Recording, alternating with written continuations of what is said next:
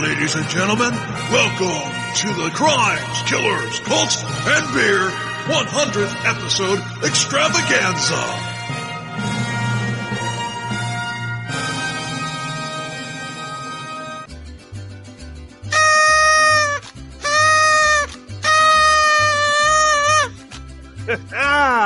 Everybody! Raise them up! 100th episode! Woo! Woohoo!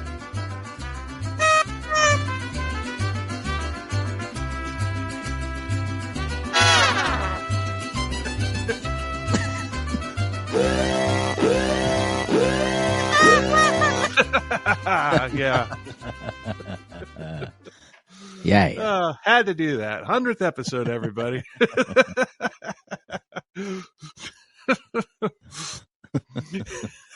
Does that mean we're 100 years old? Yeah, get off my lawn. 100 weeks as a podcast. 100. Damn. It's kind of a milestone. Yeah. I mean, we didn't do any fanfare for episode 50. Episode 50 was an April Fool's Day joke. Aha. But anyway, welcome to Crimes, Killers, Cults, and Beer. And Beer. I'm Bill. And I'm Paul. We're the only true crime comedy podcast that has the word beer in the title where the two hosts don't drink. Definitely crazy cases. Figured if you haven't figured it out by now, maybe you're not on social when I made the announcement. I quit drinking. The BTK part 1 was the first episode that I had ever done sober. And every episode since then has been done sober. And, I like the results. Seem a little more focused. I feel a lot better. There's no way in hell I could have done 3 episodes in one day drinking. Oh. Even 2 was bad. I mean, so, it's a lot of things, a lot of reasons leading up to why I made that decision and everything. But I made a New Year's Eve was the last time I had a drink, and, made a New Year's resolution, and this is the first time I've ever stuck to it. As we record this, it is February 4th, and when you hear this, it'll be 5 weeks later. Yeah. Great. Yeah. Boom. So yeah, we're recording far ahead because if you remember from one of our previous episodes, Paul is National Guardsman and is going on a long deployment. So we stockpiled episodes so we could bring you fresh content every week in his absence. Yes. And maybe 5 weeks ago would have been the time to clarify all that instead of now 1 week before you come back. Yeah. Anyway. Like he's gone? Oh, he's back. Oh, there he is. It seems like you never left, Paul. Yeah, I don't tell you, man. It's almost like the military knows these like time warps and these wormholes. And I just went to a Stargate. Oh, cool. I'll be back. I'm back. Did you see Richard Dean Anderson? No. He's Must be on another project, but I missed that show. I used to watch that. Yeah, it was good. I've seen all three of them. Yeah. They're really good. And they killed Universe way too early. They left it on they left it on a hell of a cliffhanger, which pissed me off. But I've seen every single episode of all three of those series. Yeah, those are cool. Good stuff.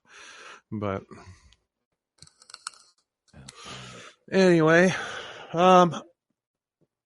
let's get going. Let's get culty. Culte. Because of my background in rock and heavy metal music and cults, you might be wondering why we haven't covered this particular cult until now. Or maybe you didn't. I don't know. In fact, you probably didn't wonder that, but I'm just saying. The Source family was a California hippie cult in the 60s and into the 70s. But this one had a band, and its music is actually critically acclaimed by musicians, and even still today, and although I don't know why. But what's not to like? Imagine you and your significant other just had a nice romantic candlelight dinner. Maybe you've been together a long time, or maybe it's a new flame. Either way, you go back home and you have a couple drinks on the sofa. Love is in the air, and you lean in just for a quick kiss. That becomes a deep, passionate kiss. Before too long, you're heading to the bedroom. You get into bed, and passionate kisses and heavy petting are driving you crazy. Finally, you say, "Hey, we need some mood music. Alexa, play Penetration by Yahweh 13." And this is what she plays. Roll it. Let's see.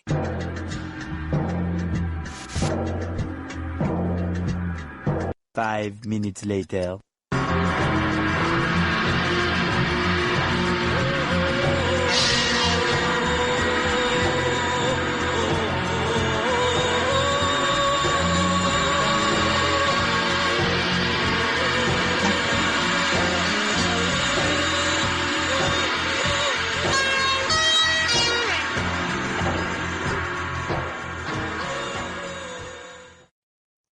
I'm in the mood now. Are you? Yeah, that was awkward. I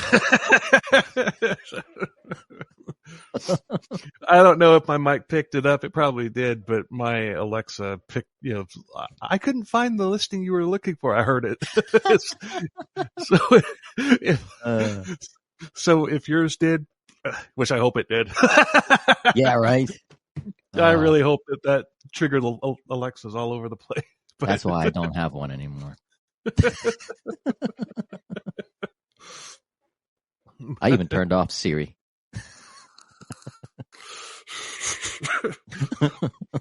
If I heard it with my headphones on, with that music playing in my headphones, the microphone picked it up. I'm sure of it.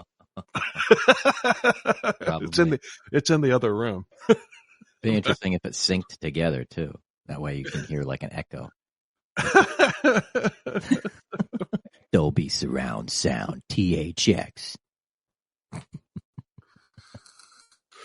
Oh boy. So noteworthy musicians cite their music and other things as inspiration. For example, Sean Ono Lennon, son of John Lennon and Yoko Ono. Why wasn't Yoko Ono a singer for this band? Right. She would have fit in. Yeah. That would have been perfect. Yeah. But he used their look and attitude as inspiration for one of his songs. And the Source had a restaurant that was featured in Woody Allen's 1977 movie Annie Hall. Said restaurant would have such notable clientele as John Lennon, Marlon Brando, and others. Sources for this episode are the Source family documentary on Amazon and FatherYod.org, New York Post, a blog from a survivor called Life in the Source Family by Laura Guerin, and that is a very interesting read. This part comes directly from FatherYod.org. The website is still up, although it was made in 2002, specifically launched February 20th, 2002 at 10:02 p.m. And it looks like it was never updated, although it's not bad looking and easy to navigate for a site from that era of the internet. So take it, Paul. The Source family was founded by Yahweh in 1971. He was born James E. Baker, and after an exhaustive search and arduous work on himself, became one of the very few to ever attain God consciousness while still in an earthly body. On this site, you will find a short overview of his story, the story of Jim Baker, and the evolution of Father Yod and the Yahuwah.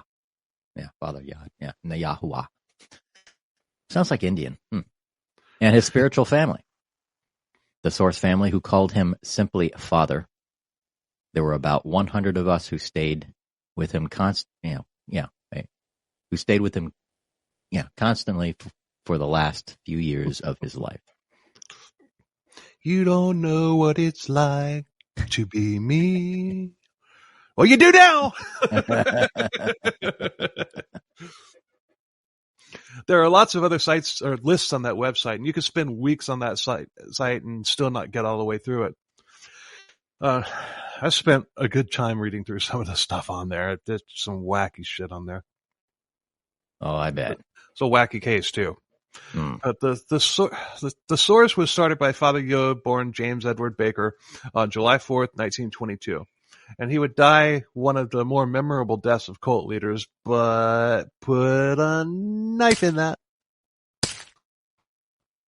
Yod was extremely charismatic, and he was able to make people drop everything and follow him.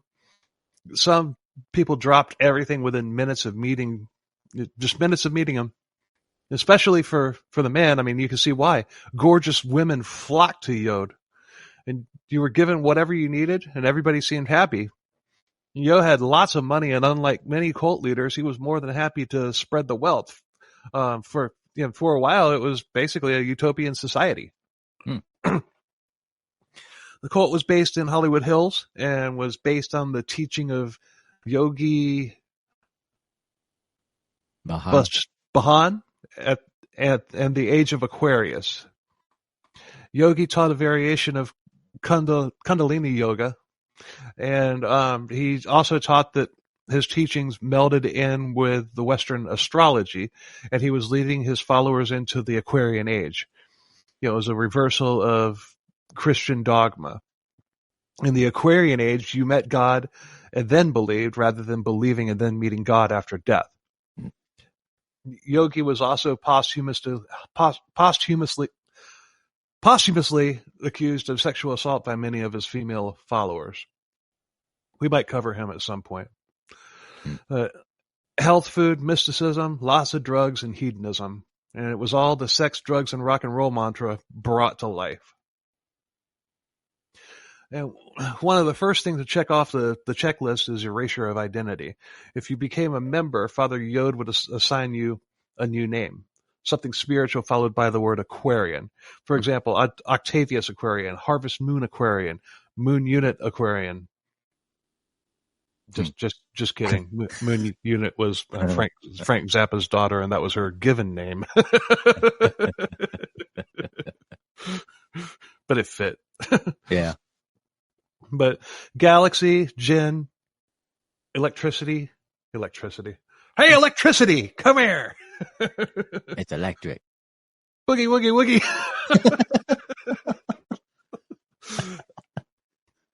Isis, all with the last name of Aquarian. So I think I would be Chucklehead Aquarian. I don't know how to be. I'm already Aquarian. I'd just be Aquarian. Oh. I'd be Virgo Aquarian. Yeah. I'm not a chucklehead. I'm just saying I would be called Chucklehead because I like saying the word chucklehead so much. There you go. I think I'd be A squared. I'd be A squared. A squared. A squared Aquarian? Yeah. I'm already Aquarian, but if my last name is Aquarian, I'm Aquarian. But I'm like, why? That's a tongue twister. I'd just say A squared.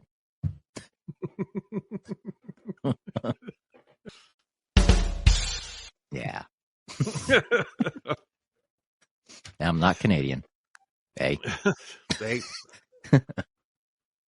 Speaking of Canadian, following this episode, we are going to Canada. We're going to do 4 to 6 weeks on Canadian cases because we've only covered in 100 episodes. We've only covered one Canadian case, and that was Luca Magnotta way back in episode 2. Ooh. We've done 3 from Australia. We've done 3 from Scotland, but no Canada. In fact, you would think that an American podcast, the second biggest market would be Canada. Yeah. Just because ours is not. The UK is our second biggest market, followed by Canada. True. So it could be because the Canadians probably think that we're shunning them or whatever. It's like, no, it just never came up. So we're gonna we're gonna do 4 episodes total. Although one of them is definitely going to be a 2-parter, and that's going to be the final one, which is Willie Picton. We're gonna end on that one, and we're not going to do the Anthill Kids, even though that's a Canadian cult. That's for. I'm still not ready to do that one yet. Yeah. but yeah, you're going to get 5, maybe 6 weeks of Canadian content in a row. There we go. Yeah, we got you, Canada. Exactly. They're jealous. We don't want to leave them out. So they are our neighbors. So. And it wasn't, that wasn't by design. It just happened. Yeah. And I mean, Willie Picton I knew about, but I've kind of always kept that one, saving that one for later at some point because he's a heavy hitter. Don't really, like to focus on the lesser known ones and everything. BTK was done out of necessity. But so yeah, the last one of the episodes on Canada will be Willie Picton. And that will, like I said, that one will definitely be a 2-parter. I'm hoping it's not a 3-part, but it could be. So anyway, Canada, we got you. We got you coming up. But these weren't just homeless hippie stoner,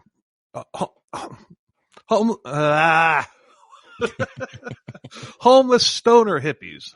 There you go. Some were, they had Harvard grads and businessmen as well. But they were hippies, but they weren't like homeless stoner hippies. And some of them were homeless stoner hippies looking for guidance, which Yod was more than happy to provide. So we're going back to the beginning when Jim Baker, and we'll just call him Yod throughout the episode, so people don't think we're talking about a scam artist televangelist.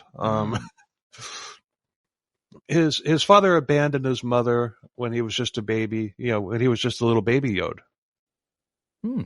Baby Yod. Oh. As a boy, Yod was taken in and mentored by a man named Paul Bragg. Paul Bragg was one of the first people to open health food stores back in the 30s and 40s, and Bragg was literally like a father to Yod. I did not do that on purpose. Father Yod. I didn't do that on purpose, I swear. I am not your father. Are you trying to kill me?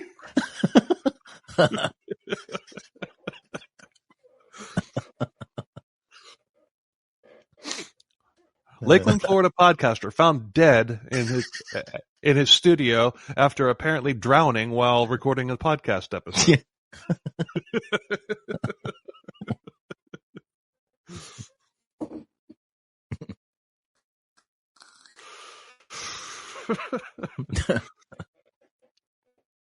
Yod took the healthy lifestyle, working out, doing everything athletic that he could think of, to the point that at age 12 he was named America's Strongest Boy by a magazine.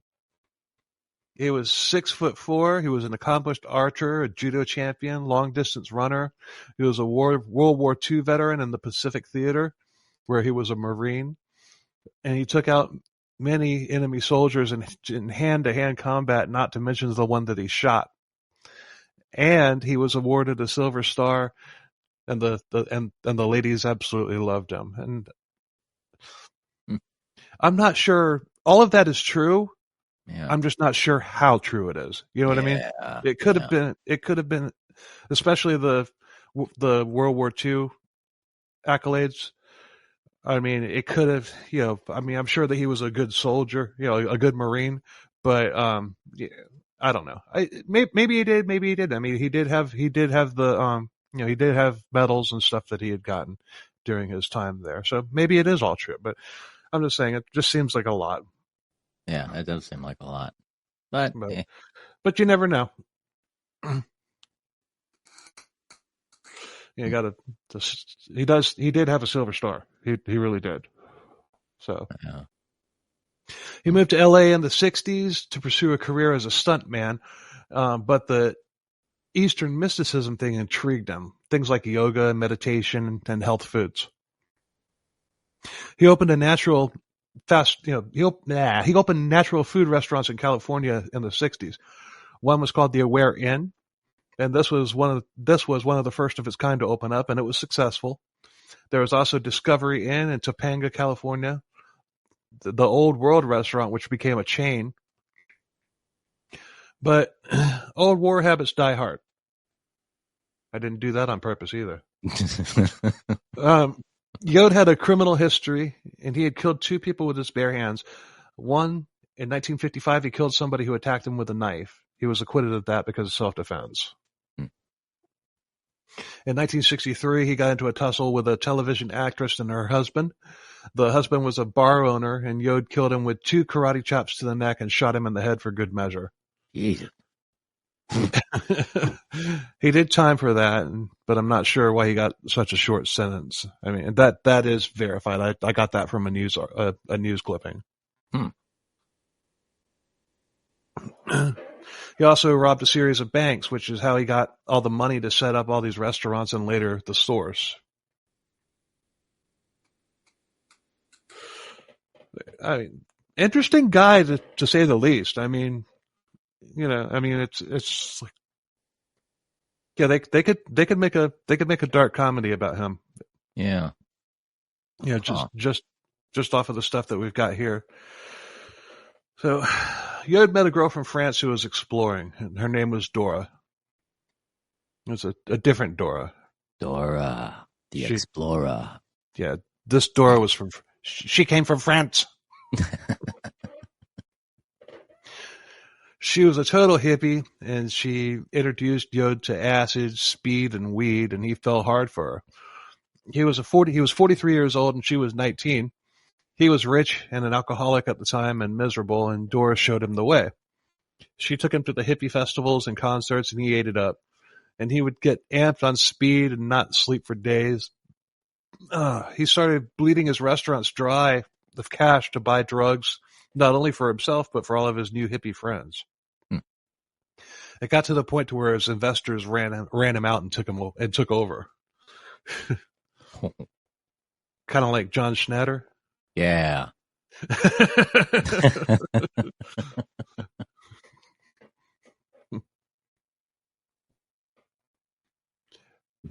Better drugs, better music, Papa Yod. Oh, yeah.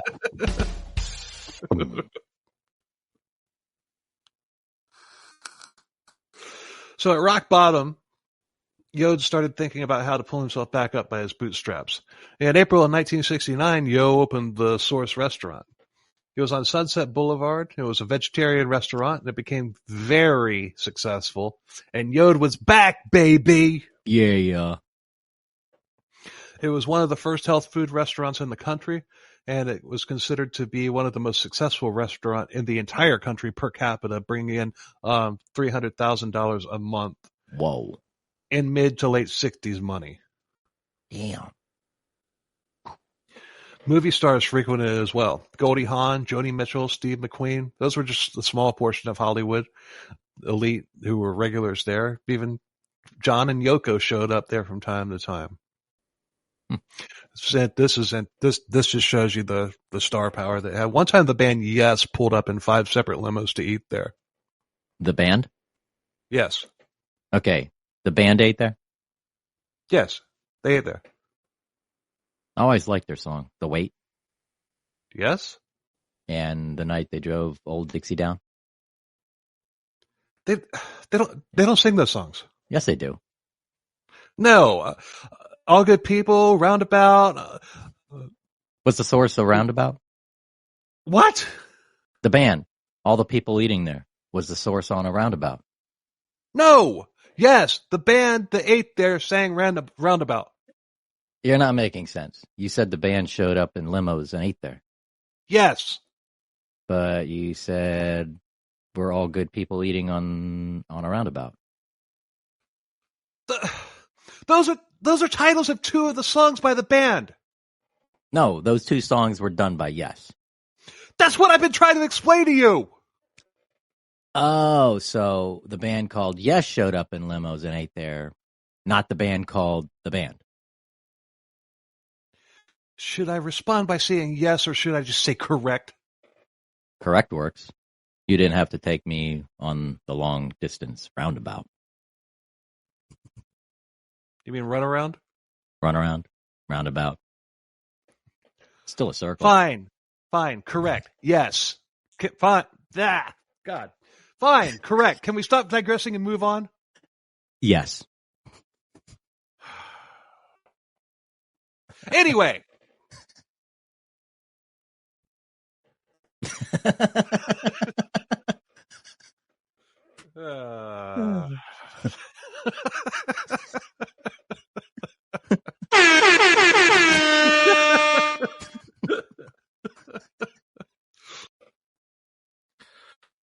Third base. Anyway, it was the place to be. I'll spare you the restaurant's jingle, though. It's bad. And no, it's not Michael Jackson's song Bad. I was saying that for you there, Paul. But that restaurant was right in the middle of all the hippie counterculture that happened in the 60s in Los Angeles. Political tension, acid-baked hippies, you know the story. But by the 70s, these people were lost and they were ripe for the picking by all these spiritual cults that popped up in California during that time. And the Source family is just one of many. But as I mentioned, lots of people flocked to the Source. One guy was in a band called the Fields, which was up and coming, and they had toured with the Doors and Led Zeppelin, and it looked like they were going to hit it big as well. This band member, later named Sunflower Aquarian, was burnt out on drugs, and he wanted to change. He wanted to focus on his spirituality and get healthy and clean, so he quit the band, and he went to go work at the Source restaurant. At this point, it's not even a cult yet, and people were flocking there to work for free in exchange for healthy food, well, let's be honest, and to get laid. Yeah. Either ugly people were denied access or they just didn't come for whatever reason. I mean, seriously, go back and look at pictures from the Source. You will not see an ugly man or woman, other than Yod. You won't see an ugly man or woman in any of those pictures. They're all just gorgeous people. But don't think that Yod wasn't noticing everything that was happening and was taking notes. But now things start getting culty. It was a slow and steady burn to get to that point. And Yod, although still going by Jim Baker at that time, he was becoming seen as a guru. He had grown his hair long and his hair and beard long at that time. He looked like an American film depiction of Moses.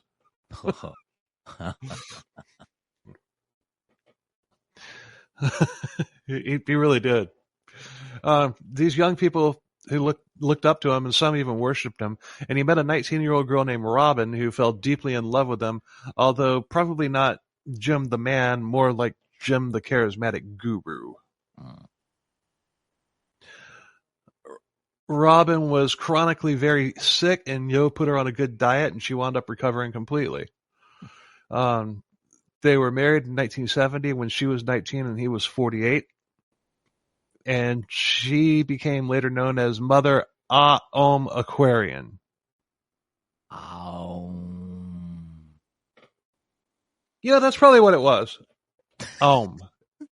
Yeah. But in the research, it was AH-OM. But you're probably right. It was probably pronounced Om.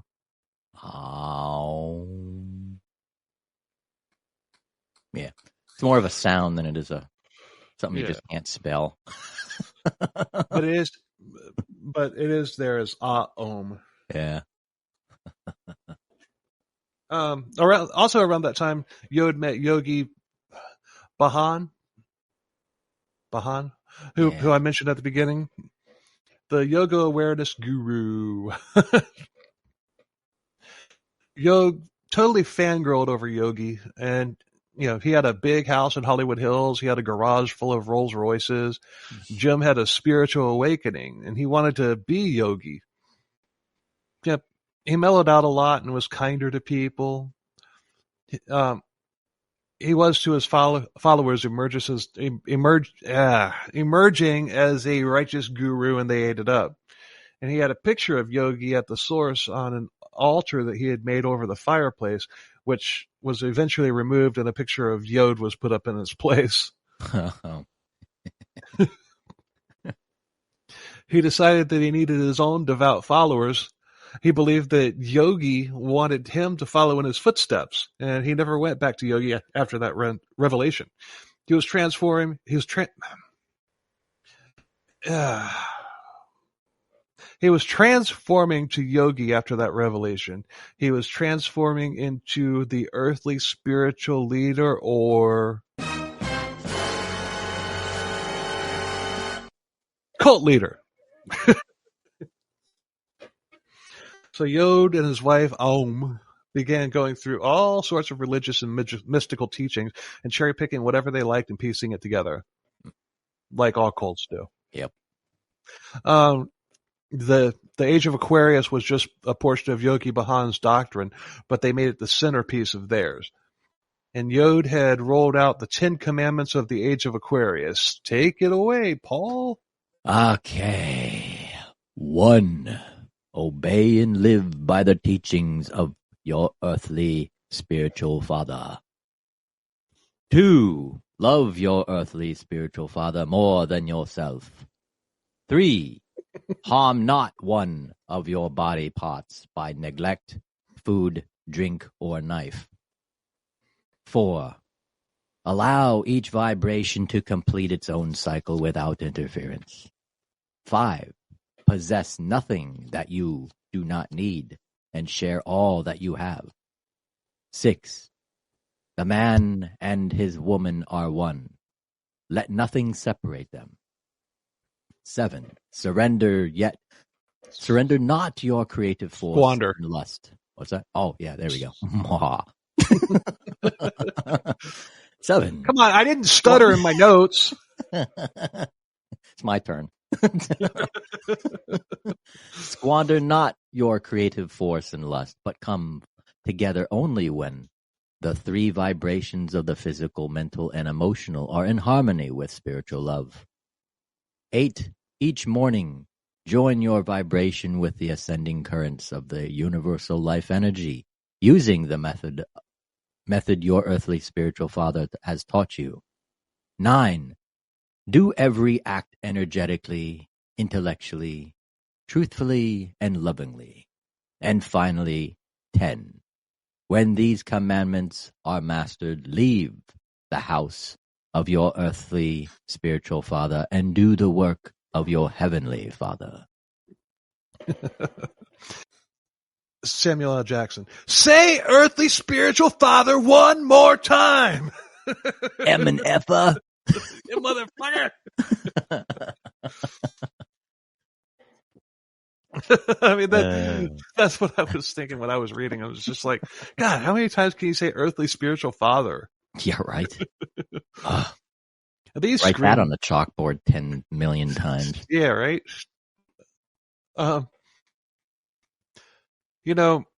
That's probably some of the punishment that he doled out to kids. Write earthly spiritual father on the chalkboard. Yep. Too bad it wasn't earthly spiritual papa. Then it could have been ESP for short. Yeah. But number 5, I'm sure that everything somebody has when they join Yod, that Yod says that they don't need has to be surrendered to Yod. Just like, that guitar, you don't need that. Mm-hmm. That CPAP machine, you don't need that. I don't know if they had CPAP machines back then. If they did, they were probably 10 feet tall. Oh, yeah. Looked like probably the size of a refrigerator. Yeah. But Yod would then sell it and then pocket the money. And 1 and 2 are obviously Yod wielding power. And as for number 10, I think he's either saying that once you die, you're still bound to the cult by continuing to serve, or he's setting himself up with a screen in case somebody leaves, so he can spin it. His brother Goldfish Aquarian has completed the commandments and is moving on to serve the Heavenly Father. Let us rejoice. And then there was much rejoicing. Yay! Or both. Who knows? We're still in 1970, and Jim still hasn't changed his name yet. He began having church services on Sunday mornings at the Source restaurant, and he would take out ads in the newspaper that read things like, "Come upon my prophet, beloved ones, you shall hear the truth, and the truth shall lead you to me. A message from God, all confused, lost children of the new age. The law is the living word from the living God to living prophets for living men." I have questions. So do I have questions. He wants you to come to his services, and he's telling people to come one, come all. And he says, you shall hear the truth, and the truth will lead you to me. Is that a typo? Or is he not the one giving the sermon? Yeah. He says, you shall hear the truth, and the truth will lead you to me. Sounds to me like somebody else is giving the sermon. Sounds like it. But either way, he's advertising that he's a god. Yep. Now it shall start. Yep. What are your questions? He's confused, and he's confusing people. Yeah, it's just... Yeah. I don't think he's confused. I think he knows exactly what he's doing. I think he's just a con artist. Oh, yeah. Yeah. Oh, yeah. That's how it starts. I mean, selling everybody's goods and profiting off of it. Well, just let's put a knife in that, because I mean, later on, we'll get there. I mean, it's interesting. I mean, we're not going to come back to this, but it does kind of go full circle. Mm-hmm. So people would have spiritual experiences every week, and the numbers grew every week. And Yod preached that you could do anything you wanted in life as long as you were kind. Dennis Rader would have loved this church. Yeah. Because he thought he was the nice guy.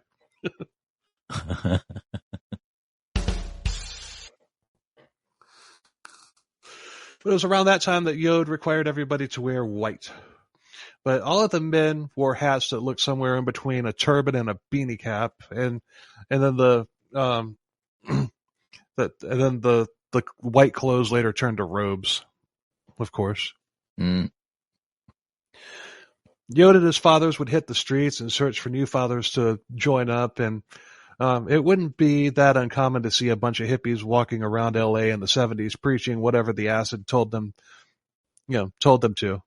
And these people are not unusual. They weren't dirty hippies, though. They were clean, and their clothes were snow white. So that's what they were. Huh. Okay.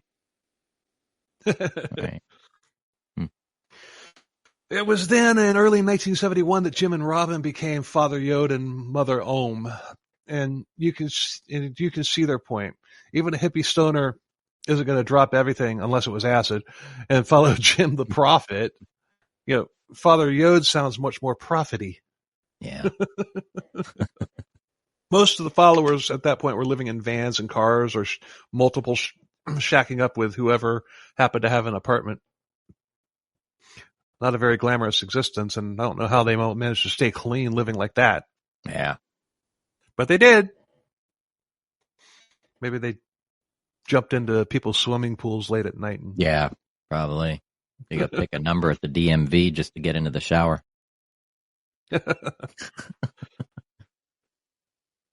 You know, you're not far off.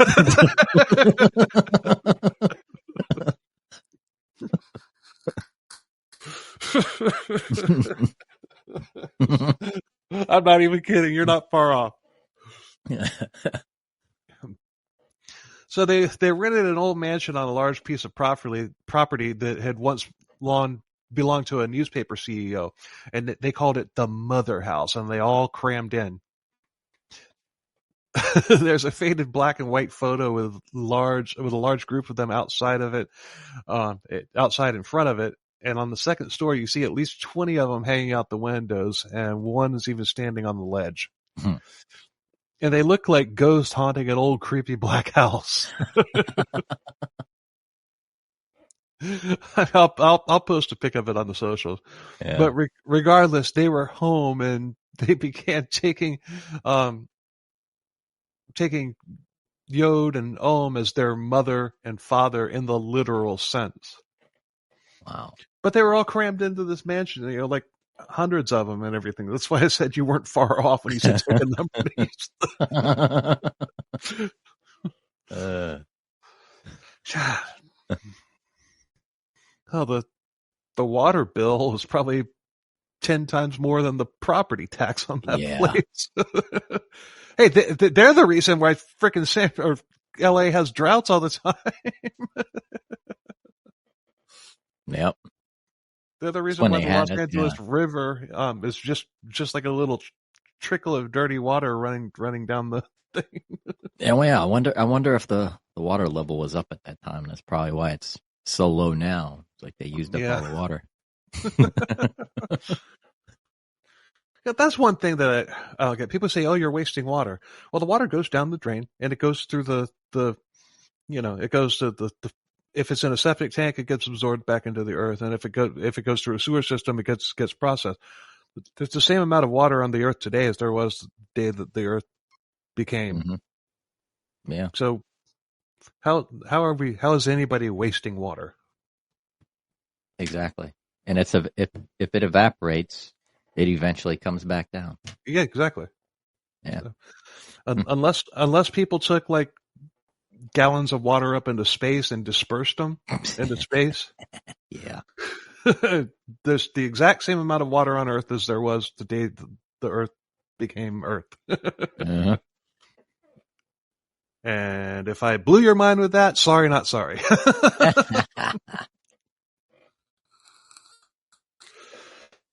You were able to come and go as you pleased. There were no strict draconian rules cutting you off from all of society.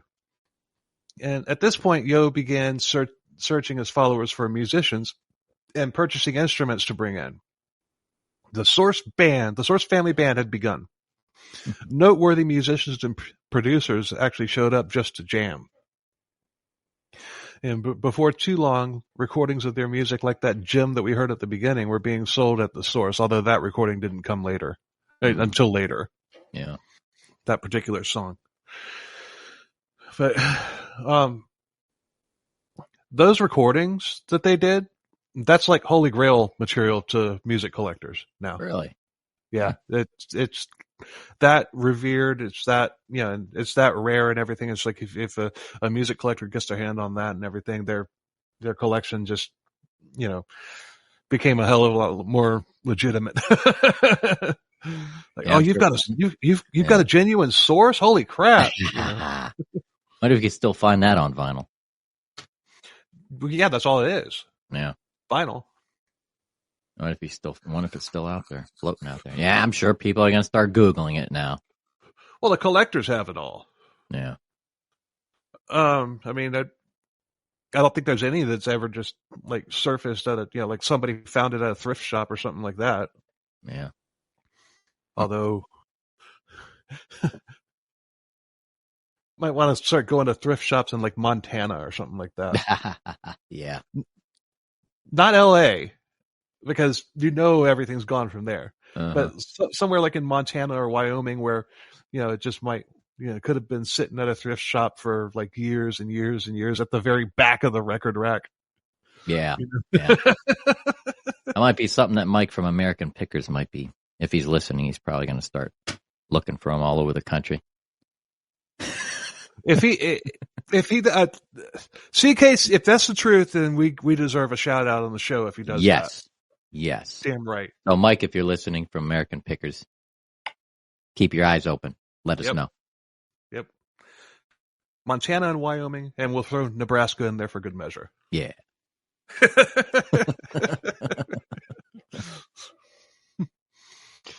There was a rock photographer named Ron Raffaelli who was planning to shoot.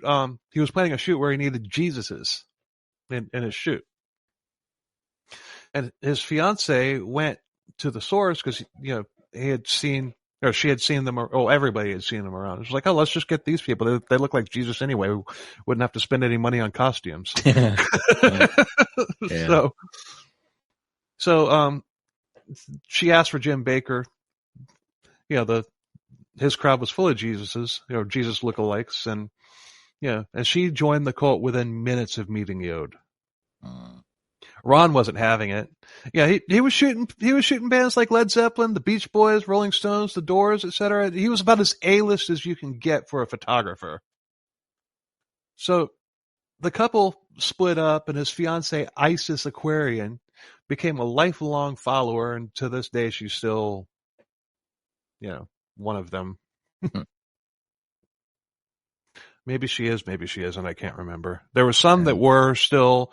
There were some that were on the documentary that I watched. There were some that still swore by it, much like some of the people from Heaven's Gate that are still alive. Yeah. And there were others that were just like, I was such a fucking idiot. But Isis became the cult's historian. Yeah, okay, she's still one of the people that's drinking the Flavor Aid. Oh, yeah. Yeah, because she's still, she was the historian, and she's documenting everything, editing things to make them less offensive. Yeah. Yeah, and that blogger I was showing you about at the beginning, she even calls Isis out on that. So we'll get to that. I wrote these notes like 3 weeks ago, so it's not fresh on my mind. That's what sucks about stockpiling episodes. You don't remember things. Oh, I know. Yeah, you start losing details. Yeah. These notes are already long enough. I want to right. if I put together notes like a week before we record it, then little extras, little asides are still going to be fresh in my mind. Mm-hmm. I don't have to put them in there. But Yep. 7,023 words. Yeah. That's a chapter. But Rod later said that all the Aquarians seemed robotic, as if somebody was pulling the strings, and he was not wrong. Isis became the cult's historian, documenting everything, and I already said that.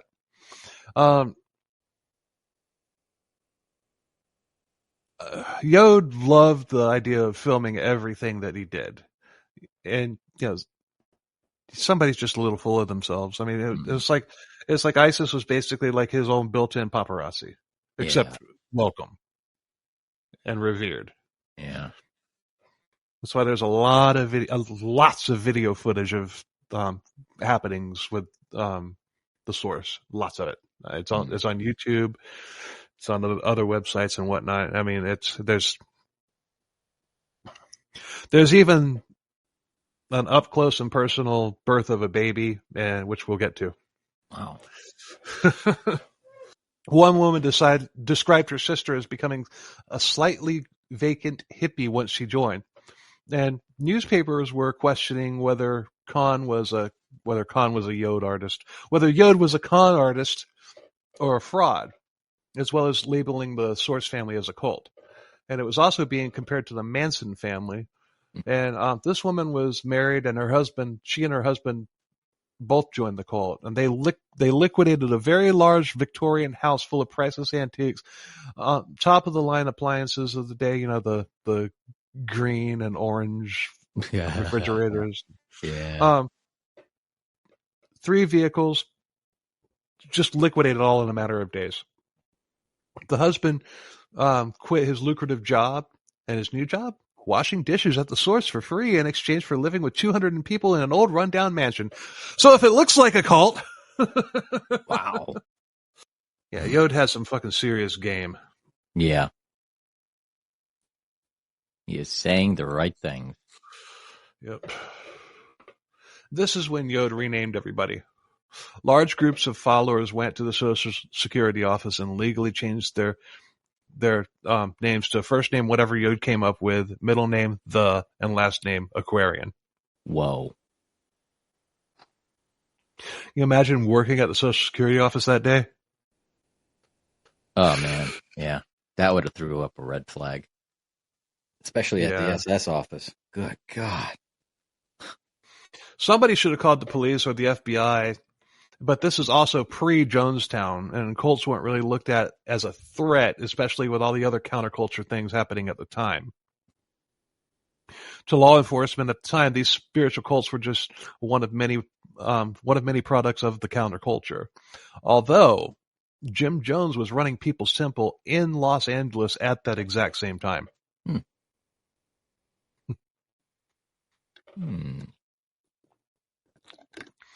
No, although nobody from the Social Security office called the police, the family of a 12-year-old girl did. Ooh. She had joined, and statutory rape laws were on the books at the time.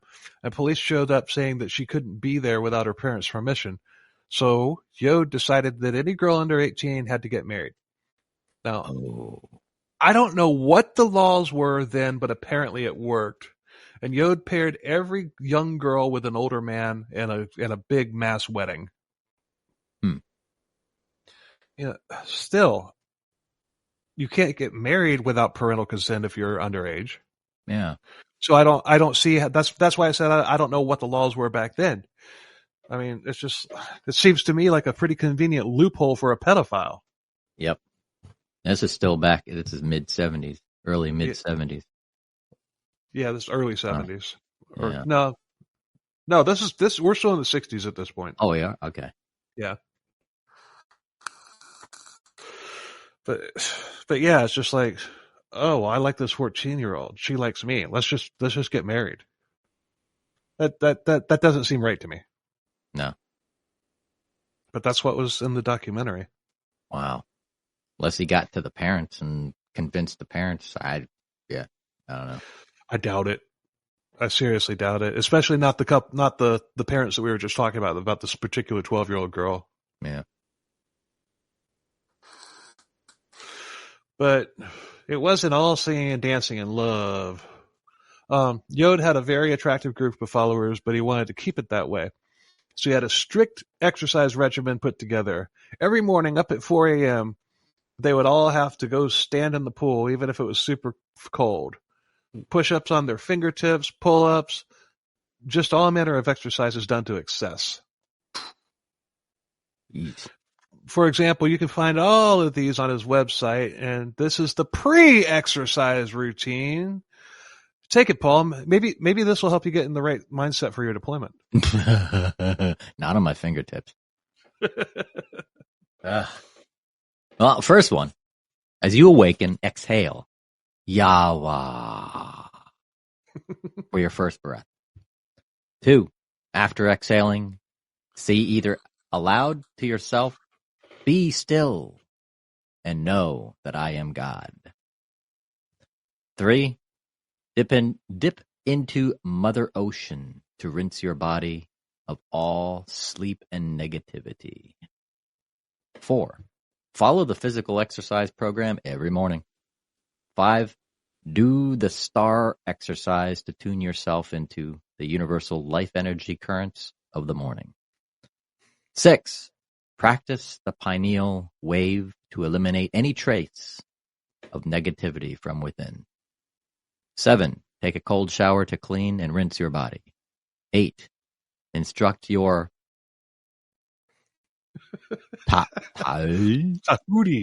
Tahuti water and coffee or tea. 9, lose yourself to find yourself. Huh? And finally, 10, use the power of silence. It is the golden key of love and wisdom. Let's go back to 99. Damn it, I lost myself. Yeah. Oh, there I am, man. I just lost myself and found myself. I'm here. I'm right here. Where did I go? What? I lost myself again. Damn it. Where did I go? Where'd I go? Where'd I go? Oh, man. Oh. There I am. That's where you have to start that's putting. Paul. Yeah. Where am I, man? I'm so confused. I just say you have to keep putting mirrors on every wall just so you don't lose yourself. Where am I? There I am. What's there I am too. Oh, I'm there too. Oh, here I am. The mirror isn't real, man. What if you don't see yourself? What if you don't see yourself? Vampires do come into the mix later. Oh, yeah. Once again, you're not far off.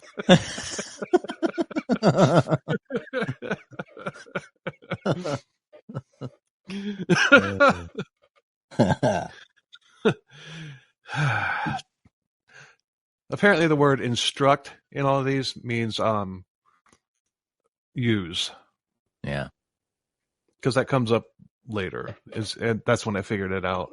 But he was still Yod at this point, and it got changed to Yahoah later on. And Mother Ocean was a swimming pool. Mother Ocean. And number 10 sounds like he's literally treating them like children in the biblical sense of seen and not heard. Use the power of silence. It's the golden key of love and wisdom. Yeah. Yeah. So all of this before breakfast. Jeez. Breakfast consisted of raw food, had to be eaten within 15 minutes of being cut, or the life force had been drained from it. Yeah, makes a little sense. But wouldn't that happen the moment the fruit or vegetable was picked from the tree? Straight from the garden.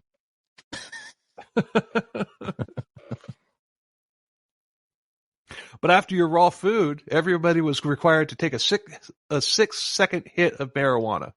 Whoa. It wasn't pot, according to Yod. It was the sacred herb, man. Yeah, man. You were to take a hit and say Yahoah as you exhaled. It's the stoner communion, man. Yahoah. Yeah. Oh, I'm going to try that with a vape. Hold on.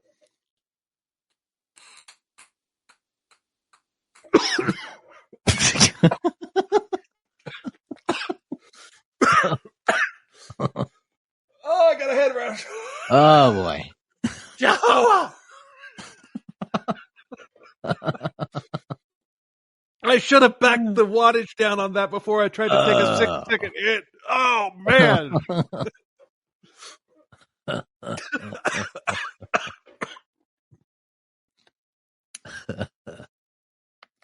Damn, I got a head rush. Woo.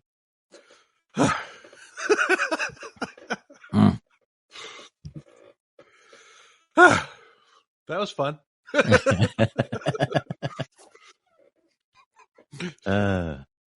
See what I put myself through for you listeners? Yeah, right? Oh, man. That wasn't a very original thing, but none of this stuff is his.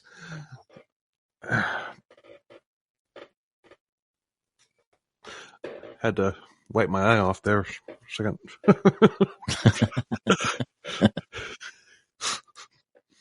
That wasn't fake. I fucked myself up there.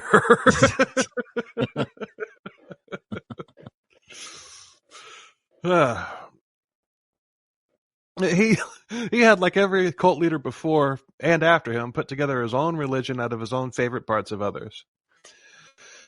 There were other steps in this ritual, and I'm going to spare Paul from reading them. One says you should never speak or react to a situation. You just say Yahoah 3 times before reacting.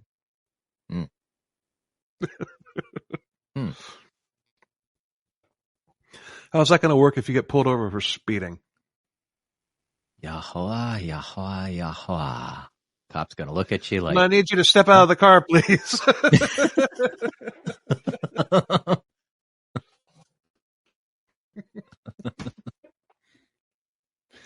No, it was the sacred herb, man. He would also lead an ever-changing meditation routine that looks ridiculous, and he would spout out philosophical nonsense, kind of like Manson. Wouldn't be long before the chosen people aspect came into his doctrine. Yod's followers, and only Yod's followers, were the chosen to usher in the Age of Aquarius, and these people were the saints and sages of the New Age. On April 7th, 1972, the first child born into the cult was born to one of the child brides from earlier. The girl had been in labor for 22 hours and something was wrong. When the baby was finally pushed out, the umbilical cord was wrapped around the baby's neck and it was stillborn. Yod picked up the baby and he prayed, "My God, if you let this child live, I will never speak anything but the word of God so long as I live." The baby came back to life, and within a week, Yod was dead because he had broke his deal with God. Thanks for listening, everybody. We'll see you next week. Thank you. No. But do put a knife in that.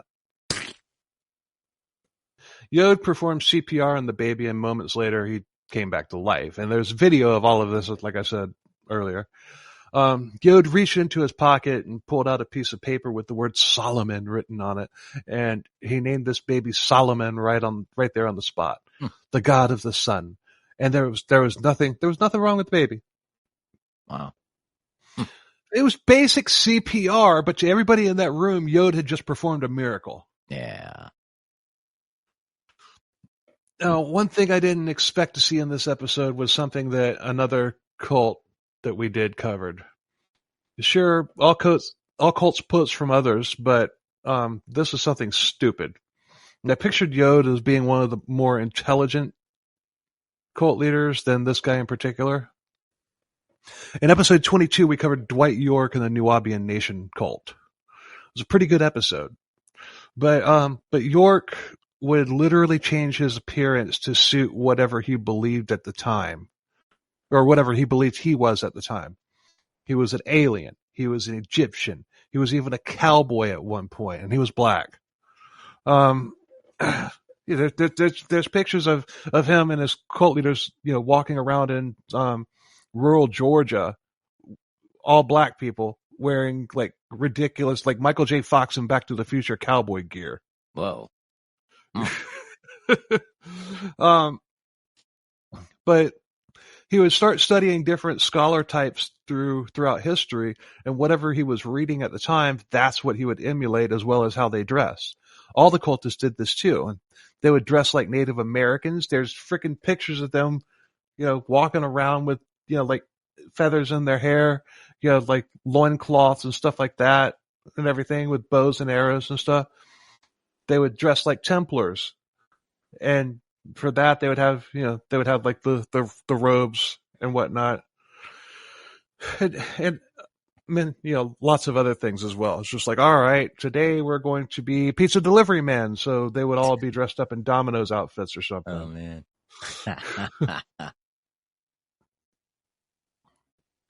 Actually, I should say Papa John's, considering we brought old Papa John up earlier. Oh yeah.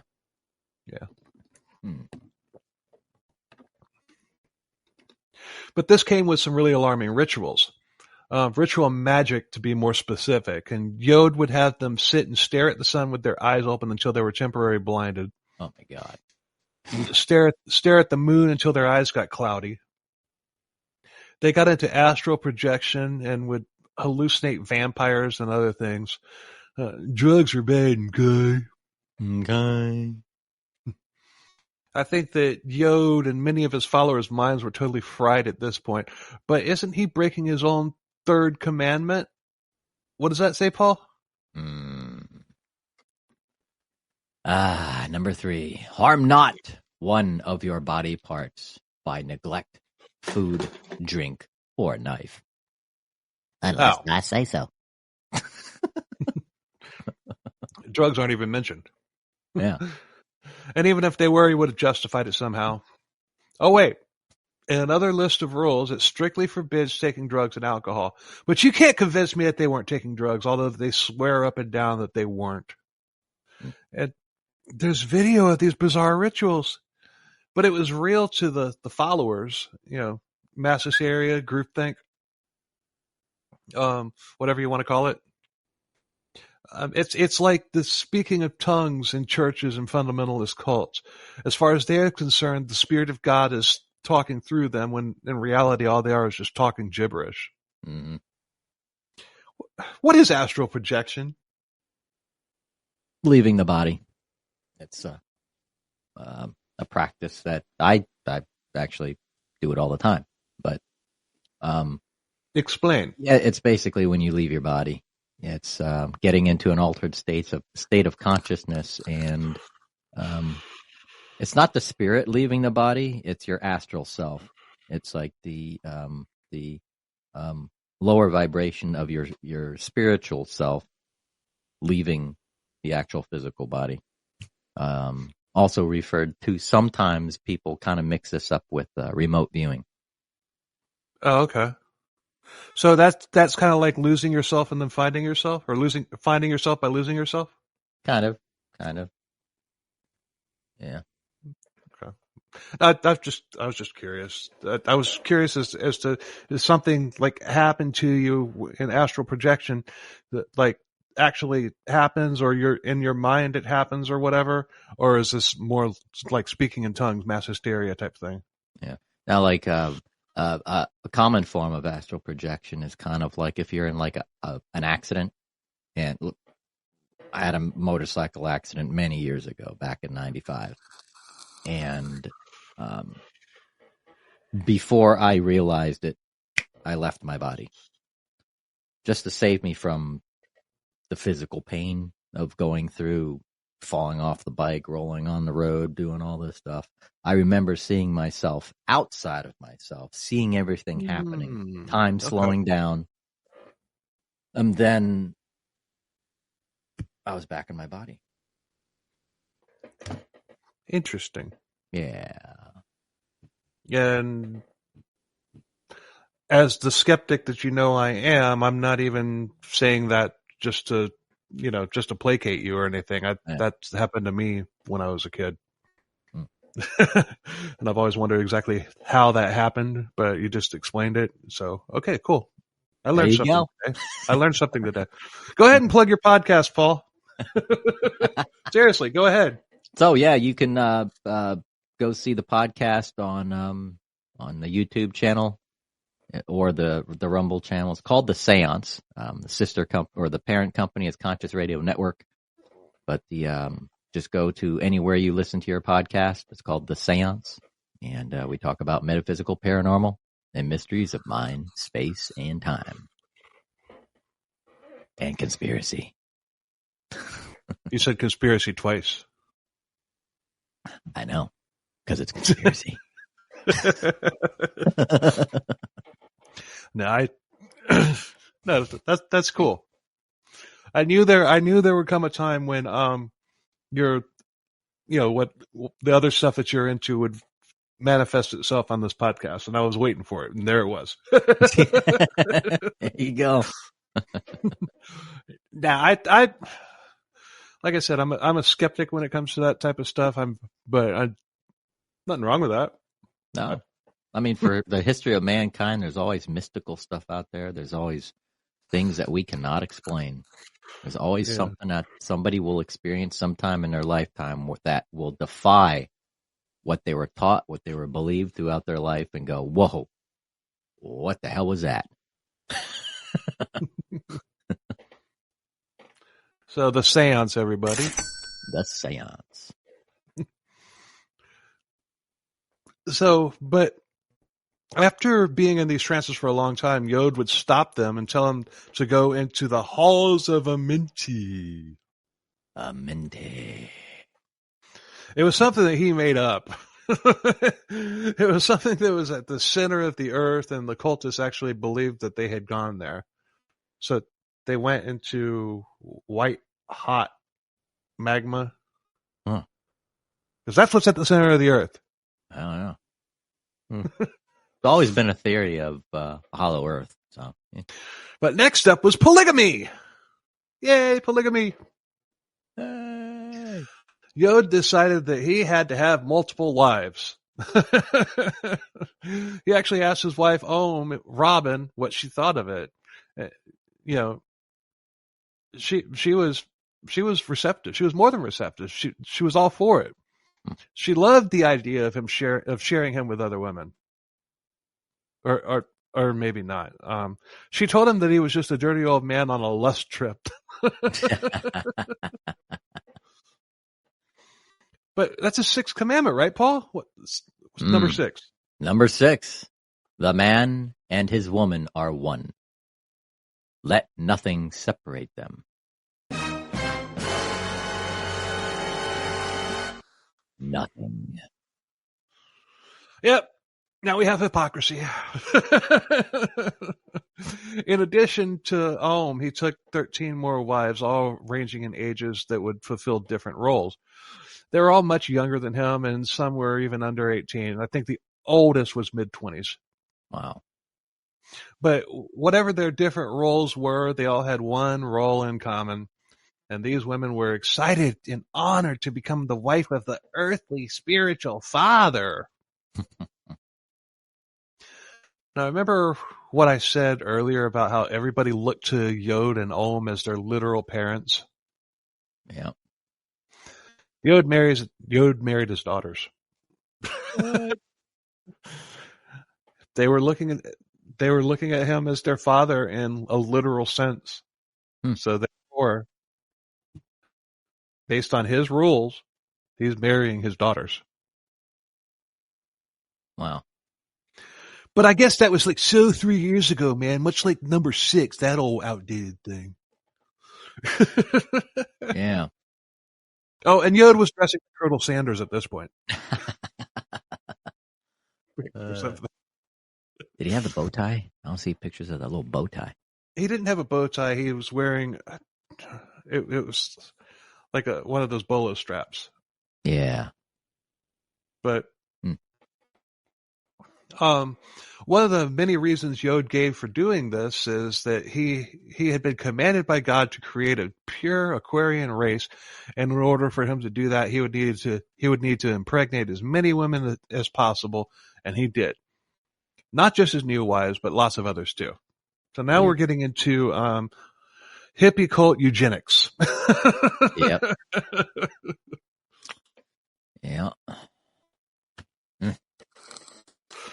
Some of the older men in the cult knew that this wasn't right. You know, and it was telling that he only picked much younger and more impressionable women to be his wives. This crushed Robin. And he made one girl, Makushla, the Aquarian, his mother angel, favoring her over Robin. And he was very cruelly pushing Robin away. And at one time Robin called him honey, and he snapped back saying, I got 13 other wives now, and you're not allowed to call me honey anymore. Wow. And Robin actually deeply loved this chucklehead. And they had a baby girl named Towel, the Aquarian, in August of 1974, but she didn't even realize she was pregnant until after she had left him earlier that year. Some members did leave the source over the polygamist aspect of it, and some left for other reasons, which we'll get to. Specifically, as sexual perversion takes a very nasty escalation later in the story. Think musical chairs. Yeah, musical chairs.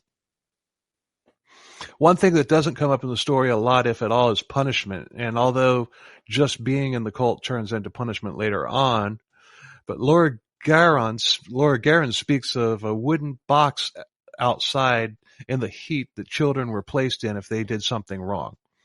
It could be something as simple as crying, like that kid's crying, put him in the box. Jeez. Jim Jones had boxes too in Jonestown.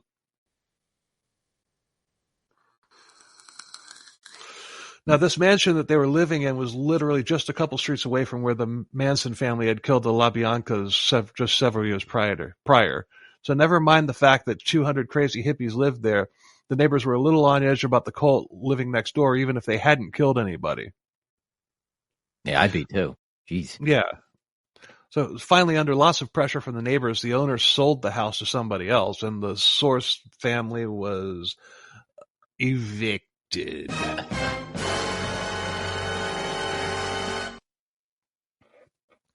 But where would they go? They rented a house that they named the Father House because, if you remember, the mansion was the Mother House. Mm-hmm. This house was just a simple 2-story, 3-bedroom house that they crammed 150 people into. Dang. That's a lot. Oh. That had to be absolutely miserable. Yeah. They built bunk beds all throughout the house, and there's zero privacy whatsoever. I can't imagine it was I can't imagine hygiene was, I mean, you think it was bad lining up at the mansion to take a shower? What about a 3-bathroom house? You got it, because it almost similar to like living in a submarine, like literally. It just, yeah, yuck.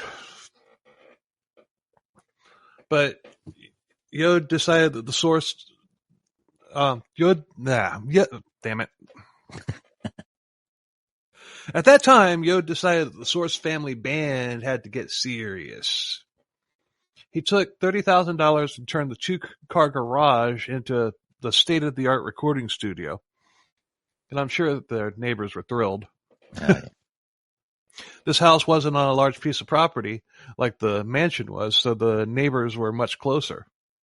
They wouldn't just play in the studio. They'd move everything outside and put on concerts and play stuff like what we played at the beginning of the episode. Mm. Yod was a lot of things, but one thing he wasn't was a musician. But that didn't stop him. The band would be playing a song together, and Yod would just show up and just start beating on a drum completely offbeat, or grab a microphone and start screaming and wailing, which of course ruined the vibe of what the real musicians were doing. And the band was called the Yahweh 13. Yahweh 13, whatever. They actually wrote 65 albums in the time that they were there. And like I was saying before, these albums are very rare, and they're the holy grail to music collectors. Mm. Yod made his followers shop the music to record labels, and they were denied every time. But that music is revered among musicians, and it's considered some of the greatest in psychedelic music of all time.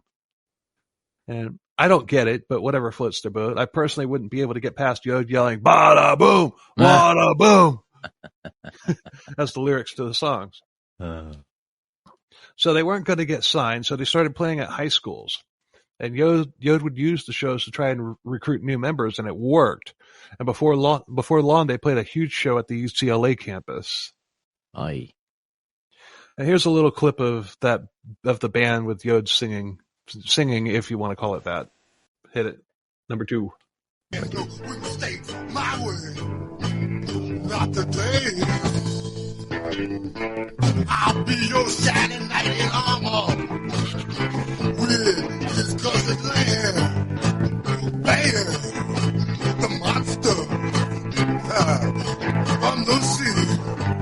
Look out, lightning, yeah, in my hand. Things are worse than they may seem. Let's try my little scheme. Yeah, dream. Wow. Yeah. Sounds like the drunk guy who gets up there and sings at an open mic session. Yeah.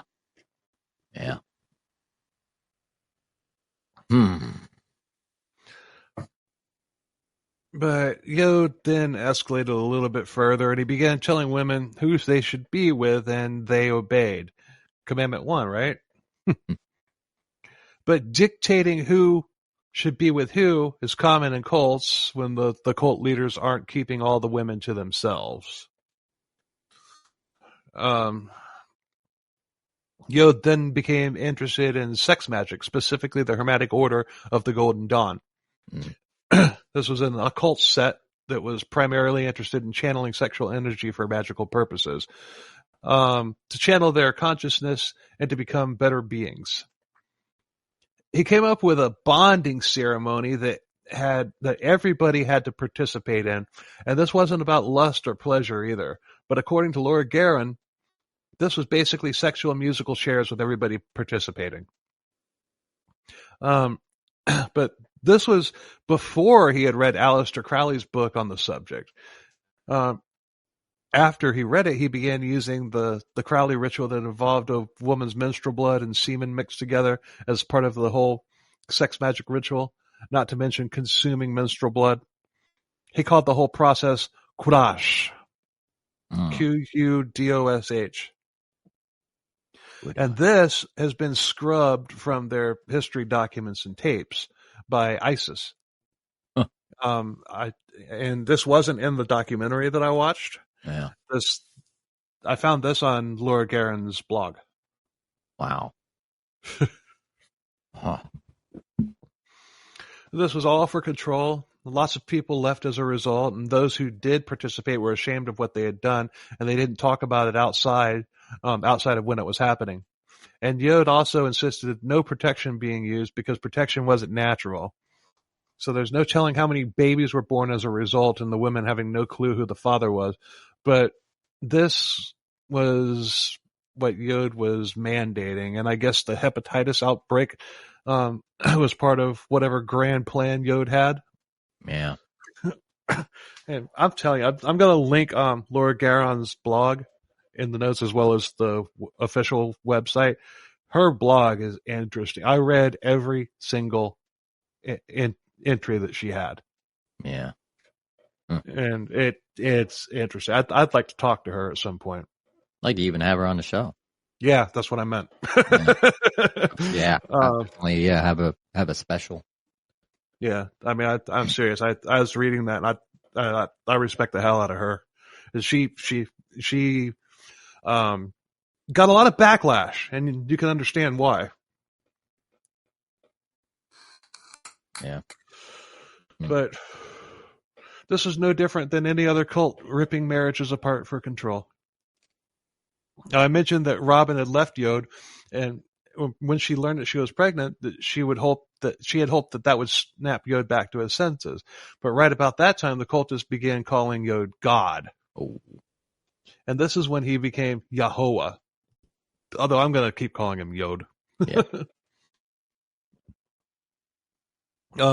He totally adopted the role. He was God, and not as far as the cultist was concerned. He was God as far as he was concerned.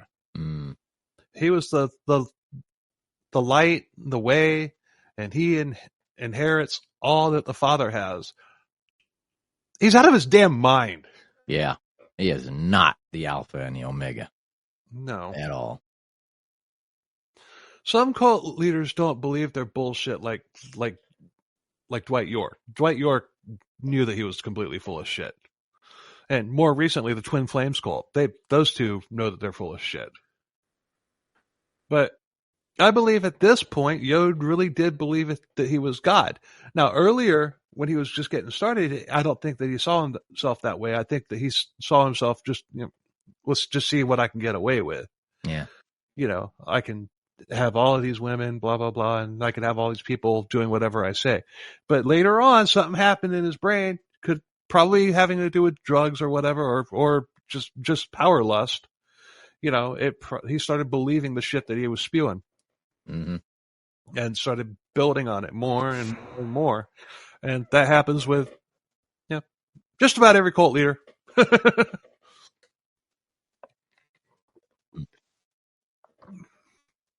Adding fuel to that fire, Yod had cultists believing that the authorities were oppressing and persecuting them.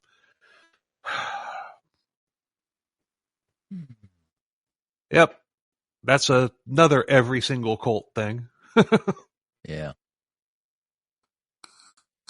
Let's see. The health department, child protective services were onto them for 140 people crammed into a house, and that they were harboring runaways and doing who knows what with them. Lots of babies died in the house, according to Laura Guerin. They died of preventable things and were buried in the hills behind the house. Damn. One family needed medical attention for their 3-year-old son, and medicine was forbidden. And this part kind of hits home for me because a lot of that shit happened. Yeah. There's lots of babies born in backyard or buried in backyards in Indiana. I'll just leave it at that. Uh-huh. But medicine was forbidden, and Yod and the other cultists were dancing around the boy and chanting. And he bolted, forbidding the use of doctors and medicine, resulting in the deaths of babies, kids, and adults from preventable illnesses or fixable injuries. And I know of another cult that did that. Just saying. Yeah. The Source family had now morphed into a doomsday cult, and Yod had them believing that Armageddon was coming soon. Between 1975 and 1976, there was going to be a nuclear war between 3 mighty nations, according to Yod, with, of course, only the Source family faithful surviving it. And total knee-jerk reaction made to show face, Yod sold the Source restaurant. It was still doing very well, and it was their only source of income, so they packed up and they left. The whole cult hopped on a plane, and they went somewhere where they thought that they would be welcomed with open arms because of their devotion to health foods and spirituality. They thought they were going to have a nice little commune with a health spa where the locals would come and everybody would be in harmony. And where did they go? Take a guess. An island. Hawaii. Yeah. More specifically, the island of Kauai. If you know anything about Hawaii, the people that live there outside of the tourist area, Hate outsiders. they don't like outsiders. And they all come at once, like Christopher Columbus. Yeah, and because of this, cult members became paranoid about the locals, and there are already 2 communes there, including the Hare Krishnas, as well as camps of hippies who are living on welfare. The locals definitely didn't want another cult, and the police were always keeping an eye on them and tailing them wherever they went on the island. No business there would hire anybody from the Source, and all the money that Yod had from selling restaurant, he blew it. They bought a big fishing boat, but nobody knew how to fish or man a boat. They bought an airplane to spot the fish from the sky, but nobody had a pilot's license or knew how to fly. Man, talk about preparation. Jeez. The locals were convinced that they were a Manson-type family, to which Yod did an interview with the local newspaper saying, no, man, we're not Manson types. But the locals didn't buy it. And some locals were actually shooting into the commune. Yod tried to rally his cult to war. They had guns, but nobody knew how to use them. They're all hippies who hated guns and violence, some of which were even draft dodgers. Oh. In the documentary, there's this survivor. He's just like, they're wanting us to arm up. He's like, I joined this cult to evade the draft because I didn't want to go fight. Now you're going to have to fight. The irony, man. Yeah. In 1975, Yod even targeted that. In 1975, Yod even started questioning exactly what it was they were doing. They weren't moving forward as a family, but that didn't stop him from doing whatever it was he was doing, whether he knew what he was doing or not. That was a mouthful. Ah. But he took on more of a mystical mystery approach, not not seeing and not doing anything for hours or even days. He would just stand alone on a hill meditating for hours on end. And then he would say that, I've taught you everything that there was to teach. He was giving up. So if that were the case, why was he keeping them there? What was number 10, Paul? Number 10. When these commandments are mastered, leave the house of your family spiritual father and do the work of your heavenly Father. Right. But he had broken every one of his other commandments, so what's one more? Yeah. Why quit while you're ahead? One morning he ordered everybody into meditation with magic mushrooms covered in source sauce, and I don't want to know what source sauce is. Psilocybin and mayonnaise? I don't know. He's been reading Aleister Crowley, remember that? Yeah.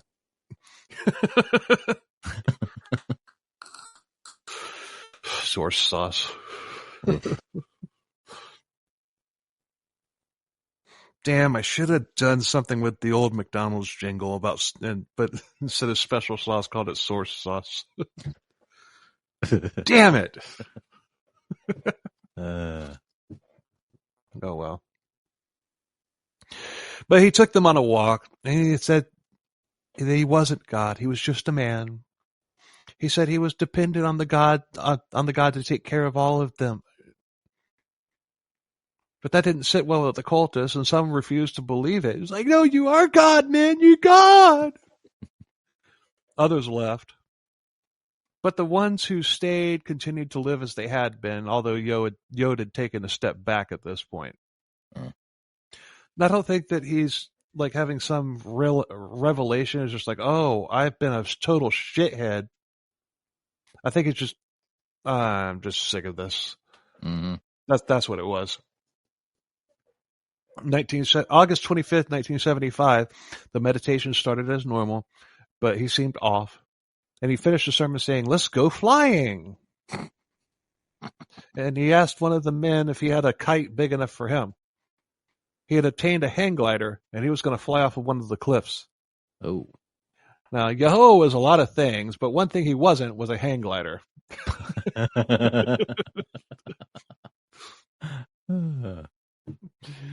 Nobody's tried to stop him. If he wanted to do something, he did it. And they all got to the cliff, and the glider was there waiting for him. It was very windy that day. Too windy for hang gliding, in fact. And people were begging him not to go. But there was no stopping him, and off he went. And there's pictures and video of this. Remember when I said to put a knife in that for his deal to God, bringing the baby back to life? In exchange, he would only preach the word of God? Yeah. Well, he obviously broke that vow. And he was doing a good job at first in the strong wind when all of a sudden the wind just stopped. It was perfectly still.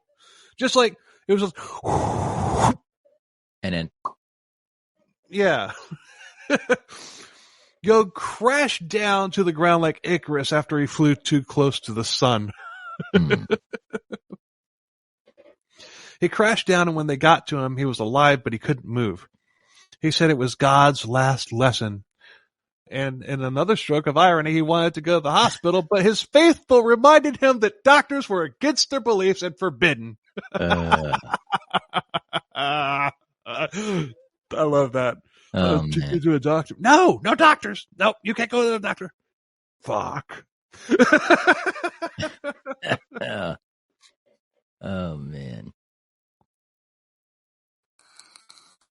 Like I said, there's video of all of this. There's video of him. I think there's even video of him saying that he wanted to go to the doctor and them saying no. Because remember, ISIS was documenting everything. Yep. It's a damn shame that she had to go, that she didn't come to her senses. Because imagine the freaking documentary that she could have made. Yeah. But several hours later, he died on the floor of his house. And the followers prepared to take a huge memorial for him, and he was then taken away by ambulance. And followers say that the autopsy said that he had no broken bones. He just knew it was his time to go. Not sure if I believe that or not. Yeah, I don't believe that. What I found said he had no external injuries, but I don't see how he could have crashed like that with no broken bones or internal bleeding. Yeah, they're especially internal bleeding. I mean, you really have some stuff messed up. Yeah. And if there were no, no broken bones, no internal injuries, then he wouldn't have died. It sounded like he was paralyzed, but he wouldn't have died. Yeah. So that's just them trying to, continue the narrative about him being some sort of spiritual, spaghetti man. Yeah. His ascension. Yeah, that's the word I was grasping at. But they had a 3-day vigil for him, and he was cremated, and his ashes were scattered on the beach. Well, much like if he had landed on rocks, his guts would have been. Yeah. Yeah. But I know at this point he was admitting that he wasn't God, but I can't help myself to quote Captain James T. Kirk in Star Trek V. What does God need with a starship? Yeah.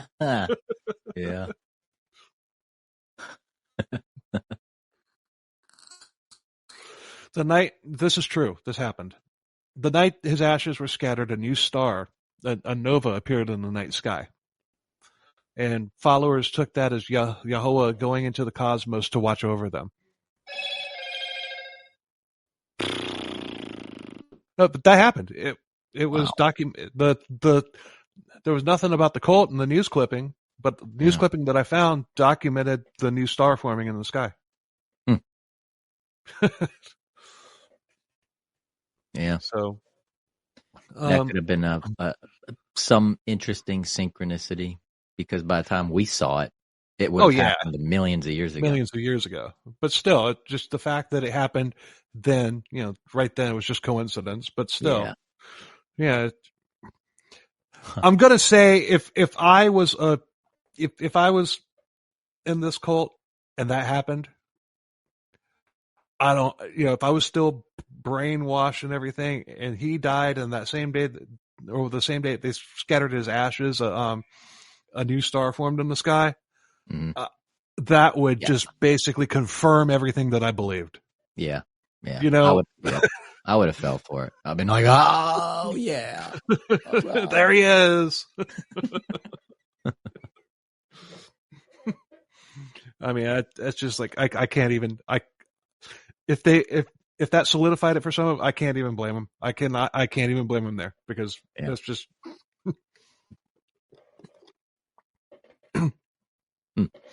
But within 2 years, all the family had especially after, remember, he did bring that baby back to life. Yeah. So that's 2 miracles right there. So yeah, I could definitely see how that would have. Within 2 years, the family had all gone their separate ways, and some looked back and thought they were stupid for believing in the doctrine. Some are very much followers. Pop culture took its shot. For example, Saturday Night Live did a hilarious skit about white-robed hippies in their restaurant called the Natural Causes Restaurant.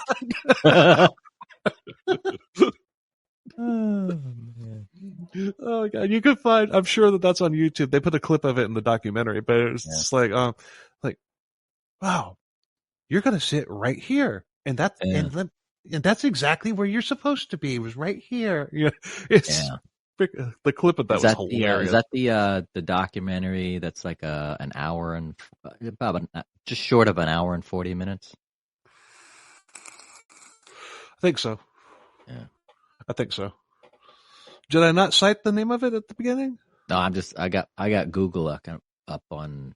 Okay. Yeah, videos, and I see one there. It says the Source Family SXSW full documentary YouTube. Yeah. Although I watched it on something else, but cool. I think it's the same one. It was about an hour and 45 minutes, if I remember correctly. Cool. But the Natural Causes Restaurant, that's great. I'm gonna find that skit. Yeah. I wish I had found it before and watched it, but I've been busy. But the remaining members of the Source family band, the Yahweh 13, reunited, and they've released albums and toured, and they even did a tour like last year. Really? Yeah. Yeah. But that's without Yahweh going, I'm your daddy, baby, boom, ba ba boom. You know, I'd be interested to see that. Yeah. But I'd be interested. I'd be more interested to people watch at that concert. Like, what type of people would show up at that show? I know. Yeah. You'd have musicians. You would have musicians that were like into the psychedelic type of music for sure, but you'd also probably have cult types. Yeah. Yeah. Even though they're not up there preaching the doctrine, they're just playing the music. True. In my research, I couldn't find anything definitively saying that Yod had sex with underage girls, but I think it's just known that they did, but it didn't get reported. Remember, he was never taken to court, and this wasn't a public discovery saying like Warren Jeffs, but he was being watched for harboring runaways, and there are some women that say that he did have sex with them, and that he even raped them, but these women never really went public. But a lot of them have talked to Laura Guerin. Well, some of them have, and she's also, Laura Guerin has also, she's reached out to whoever will talk to her and everything, and she's also been threatened. She's also been threatened about doing this and everything. She's very critical about the edits that ISIS is making. She's very critical, like all the references to child abuse, like for example, the boxes and stuff like that. Yeah. And like Quadash, Quadash is mentioned in ISIS's content, but now it doesn't say something about just just musical chair, everybody fuck everybody orgy type thing. Yeah. Also, another thing in there is just like when you're doing this and everything, you weren't supposed to climax. But the only person who was exempt from that was Yod, obviously. Yeah, obviously. So it's just, I definitely want to get Laura Guerin on the show if we can. I don't know. I mean, she's, I have something in common with her, and I'd like to, I'd like to hear what she has to say. I'd just like to hear her talk, uncensored, off the cuff. Well, her blog is uncensored. I mean, she doesn't pull any punches. It's a very interesting blog. I mean, it's like I said, I read everything that she had. It would be interesting to get a hold of her and bring her in and see if see what you'd like to share. Yeah. And and anybody else out there that was part of it that is willing to come out and go, hey, this is my experience. But one thing that we haven't done yet, I got an email from an old friend. Our buddy, and I don't think that you might not know, but I know you haven't listened to like all of our back catalog and everything. I know you're a busy man, but there is you're familiar with the Norwegian black metal scene, right? All the people, the black metal bands that burned churches back in the 90s and all that stuff. Yeah, I've heard of it. Okay, well, there is a rogue, I guess you could call him, musician in that genre over there in Norway, and he believes that you can accomplish everything you need to accomplish in black metal using a tambourine. His name is Flaccid Gislis, and he is the Norwegian black metal tambourine man. And he's sent us some songs over the course of the show's existence. He's done he sent us his black metal tambourine version of Anarchy in the UK when we did the Sid and Nancy episode. Yeah. He's done, I mean, nobody can play the tambourine like him. And he wrote a song about, he even sent us in a Carl Panzram diss track. Wow. When we used to do, well, I can't say used to do, but when we did like versus, like WWE match type promos and everything, putting one serial killer against another or whatever, he would provide the percussion for the ad that I made, and I would put guitar over it. All that's in the back catalog. But he sent us, when he heard that we were doing the Source family, he sent me a song that he wrote about the Source family. So I'm going to play that now. It's always good to hear from our buddy Flaccid Jizzless. Yeah. Bada bing, bada boom, bada boom, boom, bing.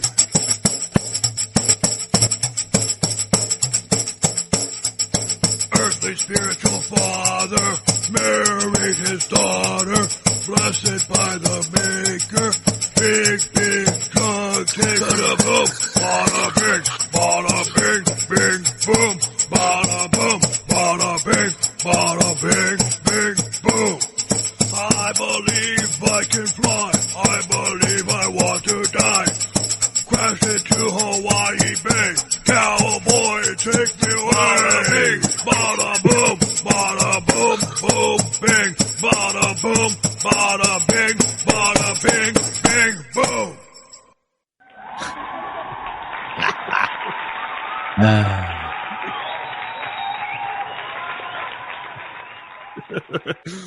Yeah.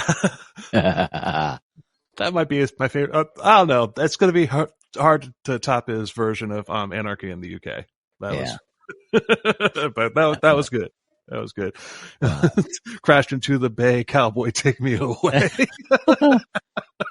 Oh, man. Anyway. Oh, man. Thanks for listening. We appreciate the hell out of it.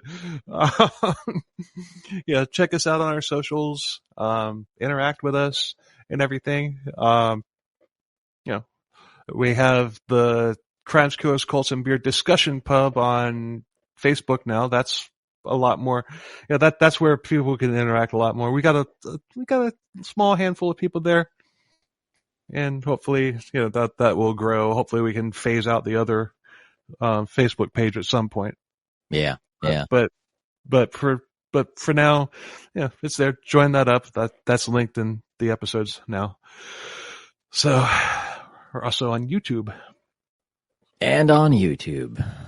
That it is. And we can put, all these little links and stuff like that of some of the nuances and stuff that, for each of our episodes and stuff, up on the discussion pub. Oh yeah, I have been. So. You might want to let everybody know that you're going away for 6 weeks on there. Yes. I will put that up, and then by the time this airs, people are like, what, that already happened? Yeah. Yeah. I don't want to be 6 weeks ahead again. Maybe 2. I don't want to be 6. That was rough. And, as we learned and things that are getting cut out of this episode, you can lose some things. Yeah. So 2 weeks, fine. 6, 6 weeks. Yeah. 2 weeks.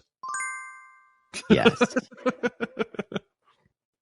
So anyway, until next wow, I just screwed up my exit. Until next time, later. Later. Go!